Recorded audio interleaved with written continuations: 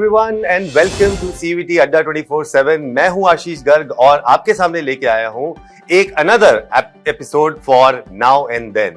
आपको पता है इस सीरीज में हम आपके पास लेके आते हैं दो ऐसे मेहमान जो होते हैं, एक पिछले सालों से और एक अभी करंट बैच से, जो आके आपके सामने शेयर करते हैं अपनी कुछ बातें, अपनी कुछ सफर, अपना कुछ जर्नी के बारे में, जिससे आप भी शायद मोटिवेट हो और पहुंच जाएं अपने उस सपनों के कॉलेज में। आज मेरे साथ स्टूडियो में हैं मेरे मेहमान नीरज जो मध्य प्रदेश से हैं, राहुल जो हमारे हरियाणा से हैं और निधि अरोड़ा मैम जो हमारी अड्डा फैमिली से ही हैं। और ये तीनों के तीनों हमारे आज इस कॉलेज से आए हैं जिस कॉलेज का नाम है हंसराज कॉलेज। ये नॉर्थ कैंपस दिल्ली यूनिवर्सिटी का एक बहुत ही रिनाउंड इंस्टीट्यूशन है, जहां पर अगर बच्चा जाता है तो ऐसा माना जाता है कि आगे का करियर उसका बिल्कुल सेट है। तो आइए मिलते हैं इन सब से और इनका वेलकम करते हैं। So welcome you all. Thank you so much for having me. Thank you so much.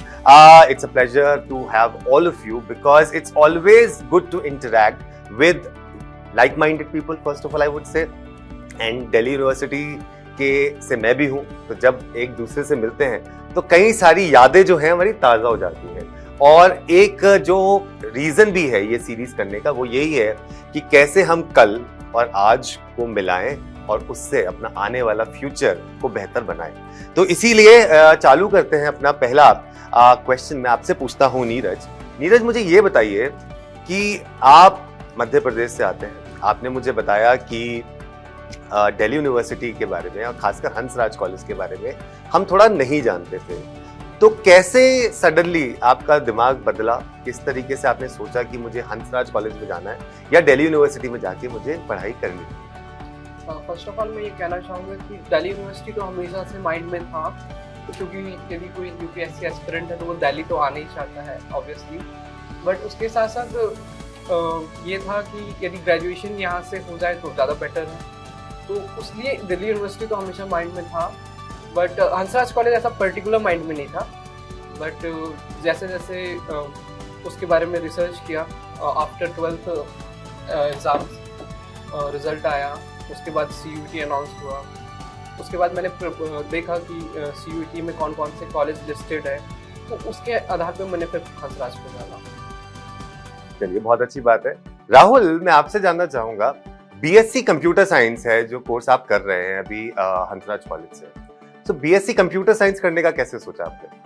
BSc computer science sir ये है कि थोड़ा फैमिली बैकग्राउंड भी मेरा इकोनॉमिक्स बेस्ड सेक्शन थोड़ा ठीक नहीं है, इसलिए इतने ज़्यादा पैसे भी नहीं थे कि JEE मेंस या IIT के लिए मैं जाऊं। और घर वालों ने सपोर्ट किया कि दिल्ली यूनिवर्सिटी भी अच्छा पैकेज मिलता है, तो क्यों ना नॉर्थ कैंपस को टारगेट किया जाए। तो मैंने CUET दिया, इसी साल से CUET एग्ज़ाम स्टार्ट हुए हैं, तो मैंने CUET दिया और नॉर्थ कैंपस जो है, हिंदू कॉलेज हो गया, हंसराज, इन सब को मैं टारगेट कर रहा था ताकि कुछ बढ़िया एकेडमिक्स हो जाए और पैकेज भी साथ साथ इंटर्नशिप भी मैं कर सकूँ। तो आइए जानते हैं निधि मैम से कि उनका बचपन कैसा रहा और किस तरीके से उन्होंने अपने एफर्ट्स लगाए और वो भी पहुंच गई इस इंस्टीट्यूशन में जिसका नाम है हंसराज कॉलेज। निधि मैम, तो थोड़ा सा जरा बताइए अपने बचपन के बारे में। Take us through your childhood days. So basically, growing up, I was very studious. I was a very obedient child, so to speak. और उसमें मतलब पढ़ाई में हमेशा ही I was always competitive कि इतना स्कोर करना है, हमेशा से ही 1st to 12th क्लास मुझे टॉप 3 रैंकर्स में आना ही आना है। सो 11th 12th में भी एक मेरिट बेसिस पे मुझे ऐसा लगता है कि मार्क्स स्कोर करना आपके लिए हर इंस्टीट्यूशन में बहुत ज़्यादा इंपॉर्टेंट है। आप कोई भी डिग्री लो, चाहे ग्रेजुएशन हो, पोस्ट ग्रेजुएशन हो या आपकी 11th 12th, क्योंकि मेरिट बेसिस आपके हमेशा आपके बेसिक्स को क्लियर करता है, आपके ब्रश अप कर देता है कॉन्सेप्ट्स को। So that way it helped me a lot because when I scored तो मेरिट बेसिस पे ही मुझे नॉर्थ कैंपस मिल गया था। राहुल से कि राहुल, जब आप दिल्ली यूनिवर्सिटी में आए तो दिल्ली यूनिवर्सिटी में आपके ये 3 महीने अभी तक के कैसे? देखिए सर, दिल्ली यूनिवर्सिटी की बात करूँ मैं तो दिल्ली यूनिवर्सिटी का एक खास बात यह है कि यहाँ पे एक्सपोजर बहुत अच्छा है। अदर स्टेट के भी जो है, मेरा रूममेट है वो भी बिहार के है, तो अदर स्टेट के बारे में भी हमें अच्छी तरह से जानकारी मिलती है। साथ साथ ये है कि हंसराज कॉलेज अच्छा कॉलेज है, इसकी बिल्कुल अलग ही वाइब्स है। अभी थोड़े दिन पहले भी आचार्य प्रशांत जो है वो कॉलेज आए थे। कल नीतीश भारद्वाज जी जिन्होंने श्री कृष्ण का रोल किया था महाभारत में, वो भी कल आए थे। तो यहाँ पे क्या है कि लोगों से अच्छी मुलाकात होती है। एक्सपोजर की मैं बात करूँ तो शानदार है। वहीं मैं नीरज से पूछना चाहूंगा, नीरज मध्य प्रदेश से आप आते हो, एक बहुत ही आपने बताया कि रूरल बैकग्राउंड से आप हैं, ठीक है। जब आप आते हैं और दिल्ली यूनिवर्सिटी में आप थोड़ा घूमे भी होंगे आई एम श्योर 3 महीने में, ठीक है, तो 3 महीने बाद देख के तो कहीं ना कहीं ऐसा लगा कि ये दुनिया तो बिल्कुल अलग है हमारी दुनिया से। यदि मैं कहूँ कि जब मैं फर्स्ट टाइम आया था यहाँ पे दिल्ली, तो मुझे तो एकदम अजीब सा फील हो रहा था कि कहाँ आ गए, क्या होगा, क्योंकि किसी को नहीं जानते हैं तो फिर ऐसी फीलिंग आती रहती है जब तक किसी को नहीं जानते हैं। बट धीरे धीरे जैसे आप फ्रेंडली टाइम बीतता है, आप फ्रेंडली होते जाते हैं, तो उसके साथ साथ हाँ इट्स ओके कि अब हाँ अच्छा है जो है ठीक है, अब सेटल होने में टाइम लगता है। और उसके साथ साथ हाँ ये है कि एक्सपोजर जैसा कहा। वही मैं निधि मैम के पास आना चाहूंगा। निधि मैम जरा कुछ बताइए, क्योंकि आपने जामिया से भी पढ़ाई करी, आपने मास्टर्स करा है केमिस्ट्री से वहाँ से, और आप हंसराज से भी पास आउट, तो आई एम श्योर कि कॉलेज में और आप राजस्थान से आती हैं तो दोनों जगहों में एक तो फर्क होता है, तो स्कूल लाइफ और कॉलेज लाइफ में क्या अंतर है?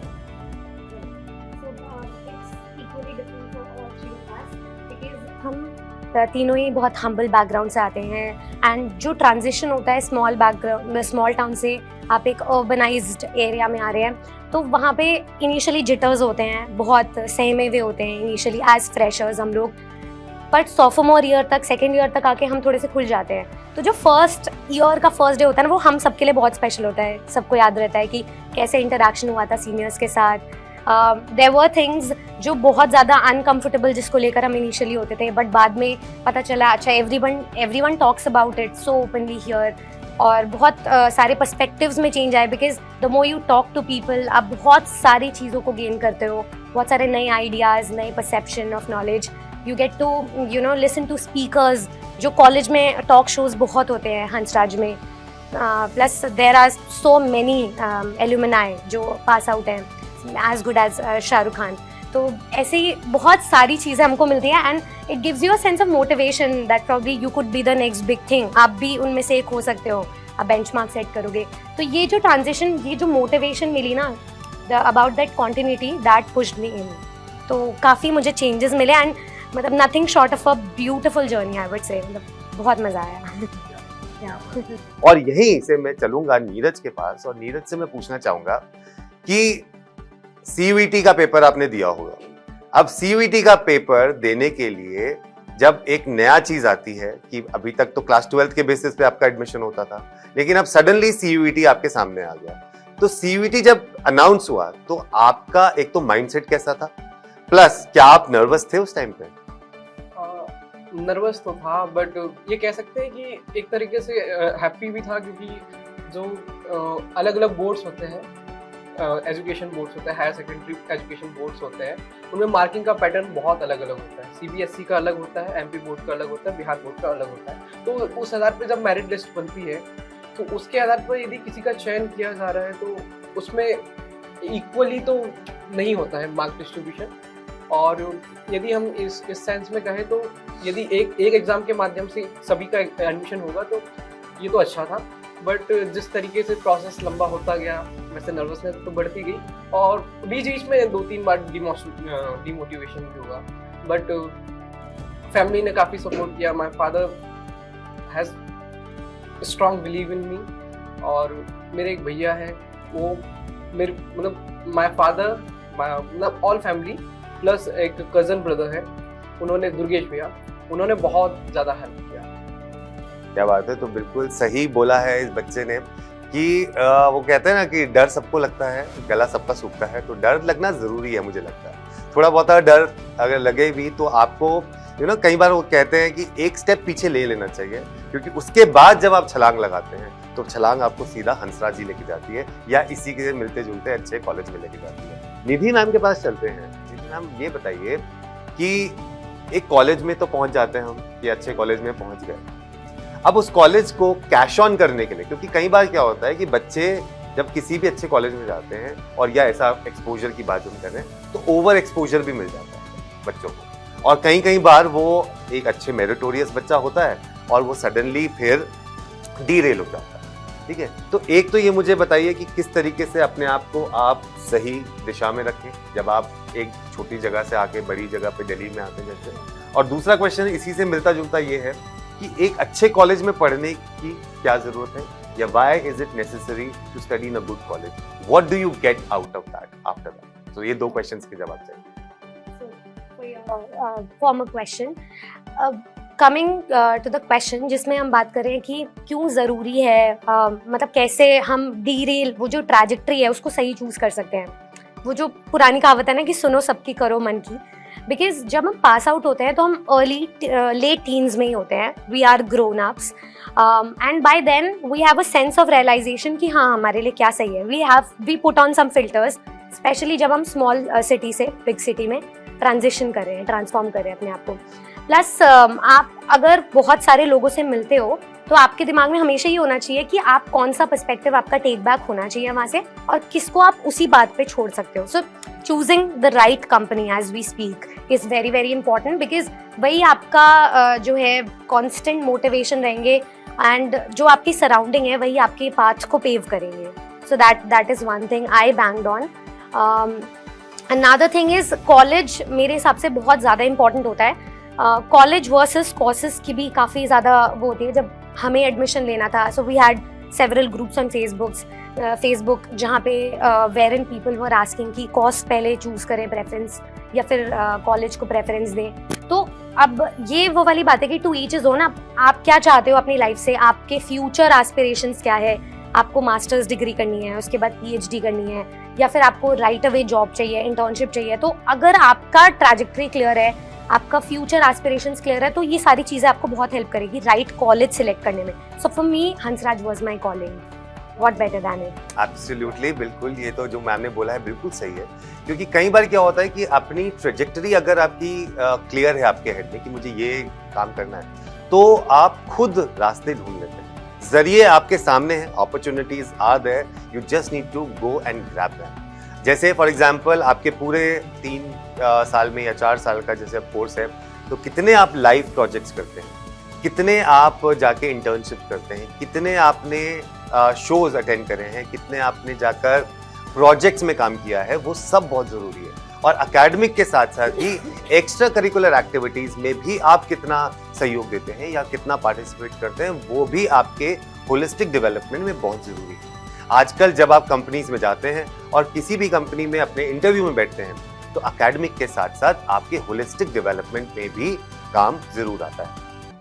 वहीं से अब मैं आपसे पूछना चाहूँगा दोनों से, नीरज और राहुल, आपने जब सीयूईटी की प्रिपरेशन शुरू करी तो कौन कौन सी चीज़ें थी या कौन कौन सी बुक्स थी जो आपने रेफर करी और किस तरीके से अपनी प्रोग्रेस को आगे बढ़ाया? क्योंकि आप साइंस स्टूडेंट हैं राहुल, आप ह्यूमैनिटी स्टूडेंट हैं, तो दोनों आप ये बताइए क्या टॉपिक्स आपने पढ़े इंपॉर्टेंट थे, जो कौन सी बुक्स थी जो आपने रेफर करी, और क्या टेस्ट सीरीज देना जरूरी होता है सीयूईटी जैसे एग्जाम के लिए या नहीं? तो एक एक करके इसका जवाब दीजिए। अगर मैं बुक्स की बात करूं तो अभी जैसे स्टार्टिंग ही हुई थी सीयूईटी की पहली बार, तो ज़्यादा बुक्स भी अवेलेबल नहीं थी मार्केट में। तो मेरे पास जो +2 बोर्ड की बुक थी एनसीईआरटी, तो मैंने एनसीईआरटी रेफर की थी, वहीं से जैसे कॉन्सेप्ट रिवाइज किए थे सारे। और टेस्ट सीरीज की मैं बात करूं जैसे आपने कहा, तो टेस्ट सीरीज देना बहुत जरूरी है, ये भी मैं मानता हूँ, क्योंकि एग्जाम बैठना है आपको तो एक अलग लेवल का कॉन्फिडेंस आता है, आपको टाइमिंग का पता चलता है कि मैं टाइम में क्वेश्चन सोल्व कर पा रहा हूँ कि नहीं। तो टेस्ट सीरीज आप जरूर लगाएं, ये मेरा आपको सजेशन रहेगा। मुझे लगता है कि जो मेरा जो 12th में जो टीचर्स मिले वो मुझे बहुत एक्सीलेंट मिले, जो स्कूल टीचर्स थे, खासकर निगम मैम जो ज्योग्राफी पढ़ाते थे। एक तरह से सारे कॉन्सेप्ट क्लियर थे, बट यदि आपको आपकी प्रिपरेशन को बूस्ट करना है, एक अलग लेवल पे ले जाना है, नेक्स्ट लेवल पे ले जाना है, तो उसके लिए टेस्ट सीरीज मस्ट है। क्योंकि आप सिर्फ कॉन्सेप्ट के बेस पे ये पता नहीं कर सकते कि आपको क्या क्वेश्चन अटेम्प्ट करना है, किस तरीके से उस एग्ज़ाम के लिए, पर्टिकुलर एग्ज़ाम के लिए तैयार करना है। तो उस लिए तो टेस्ट सीरीज मस्ट है, क्योंकि हर एक एग्ज़ाम की अलग अलग नीड्स होती है, अलग अलग आवश्यकताएं होती है, उसके हिसाब से आपको प्रिपेयर करना होता है अपने आप को। तो यदि आप टेस्ट सीरीज दे रहे हैं तो आपका माइंड जो है उस वे में डेवलप हो जाएगा कि हाँ इस टाइप के क्वेश्चंस आते हैं, इन्हें इस तरीके से हैंडल करना है, इस तरह से एलिमिनेट करना है, और कहाँ से क्वेश्चंस आ रहे हैं, क्योंकि बहुत सारे बच्चे जो हैं वो बुक्स के लास्ट में जो ऑप्शन वाले क्वेश्चंस रहते हैं उनको बस करके चले जाए। तो बिल्कुल सही बोला देखिए नीरज और राहुल ने कि जब कभी भी आप किसी एंट्रेंस एग्जामिनेशन की प्रिपरेशन शुरू करते हैं तो पहली चीज जो हमेशा सिखाई जाती है या बताई जाती है is to know your paper first. अपने पेपर को समझना, अपने पेपर को जानना बहुत जरूरी है। क्यों? क्योंकि जब तक आपको ये नहीं पता होगा कि किस तरीके के क्वेश्चंस आते हैं, कितने क्वेश्चंस आते हैं, तो आप उसकी प्रिपरेशन नहीं कर सकते। तो इस वजह से टेस्ट सीरीज बहुत जरूरी है। आपके लिए कौन सी बुक्स है, ज्यादा बुक से पढ़ना जरूरी नहीं है, लेकिन कितना पढ़ रहे हैं और कितना क्वालिटी में पढ़ रहे हैं वो बहुत जरूरी है। और इसके लिए आपको करना है क्या? आपको जुड़ना है CUET अड्डा 24/7 के साथ। इसको जाइए, हमारे YouTube चैनल को लाइक करें, शेयर करें और सब्सक्राइब करें, and do not forget to hit the bell icon so that you never miss an update. तो अब हम आपको लेके चलते हैं हमेशा की तरह, जब मैं रैपिड फायर करता हूँ अपने व्यूअर्स के लिए, अपने दर्शकों के लिए, लेकिन आज मैं रैपिड फायर की जगह पे कोशिश कर रहा हूँ कुछ और करने की, और वो है टू नो द मेंटर्स। ठीक है, तो मैं आपको ये दोनों मेंटर्स ही कहूंगा इन्हें, कि इनके बारे में आपको थोड़ा जाने की कैसे रहेंगे। तो मैं एक एक करके इनसे क्वेश्चन पूछूंगा और आपको पता चलेगा कि इनके क्या लाइक्स थे, क्या डिसलाइक थे, और किस तरीके से ये चीज करते थे या नहीं। ठीक है, तो सबसे पहले मैं राहुल से पूछना चाहूंगा। राहुल, सोशल मीडिया यस और नो? यस। इंस्टाग्राम और Facebook? Instagram. Why Instagram? No answer, just You just like it. yeah. All right. Shahrukh Khan और Salman Khan? Shahrukh Khan. Shahrukh Khan. Is it because that he is passed out of Hansraj? Yeah. Right. So, who is the current principal of Hansraj? Professor Dr. Rama. What is the motto of Hansraj? अंधकार से प्रकाश की ओर। क्या बात है। चलो, चंदू के चाचा ने चंदू की चाची से चांदनी चौक में चांदी के चम्मच से चटनी चटाई। 5 बार। चंदू के चाचा ने चंदू की चाची को चांदनी चौक पर चांदी की चम्मच से चटनी चटाई। चंदू के चाचा ने चंदू की चाची को चांदनी चौक पर चांदी की चम्मच से चटनी चटाई। चंदू के चाचा ने चंदू की चाची को चांदनी चौक पर चांदी की चम्मच से चटनी चटाई। चंदू के चाचा ने चंदू की चाची को चांदनी चौक पर चांदी की चम्मच से चटनी चटाई। चंदू के चाचा ने चंदू की चाची को चांदनी चौक पर चांदी की चम्मच से चटनी। क्या बात है। देखिए, ये दिखाता है कि बच्चे की एकाग्रता कितनी स्ट्रांग है। It is not fun activity तो थी, बट ये also shows the determination, the kind of focus the child has on various things, so this will take this child very far. So for you also, if you want to grow in your life, have this focus in your life. Web series or movie? Web series. Favorite web series? Favorite web series Maharani. Yeah, political. So now, before we end this particular session, I would just like to ask my fellow colleague members right now. So starting with Nidhi ma'am, career advice अगर एक ऐसे इंसान से मिले जो खुद अपने career को बनाने के लिए हर दिन मेहनत कर रहे हैं, हर दिन उस डिटर्मिनेशन से चल रहे हैं आगे, तो सुन के खुद को भी मोटिवेशन मिलती है। और मैं तो मोटिवेट होना चाहता हूं मैम से, तो मैं चाहूंगा कि मैम हमारे को बताएं एक ऐसी करियर एडवाइस, एक ऐसी टिप जो शायद हमारे बच्चों के लिए भी और हमारे व्यूअर्स के लिए भी कुछ अच्छी लगे। Ma'am, put in your best foot forward in each and everything. आप बैट योर आईज, अपने गोल को क्लियर रखो, and the success of definition keeps changing as you grow up, but the perseverance, the consistency, it should remain the same. Grab on every opportunity possible and then put filters in your mind. क्या बात है ma'am ने देखिए इतनी अच्छी tip दी है आपको। Follow तो करने वाला हूँ मैं तो भरपूर, क्योंकि मुझे भी अपने करियर में आगे बढ़ना है। तो मैम की टिप को मैं तो लेकर चलूंगा आगे। क्या आप चलेंगे?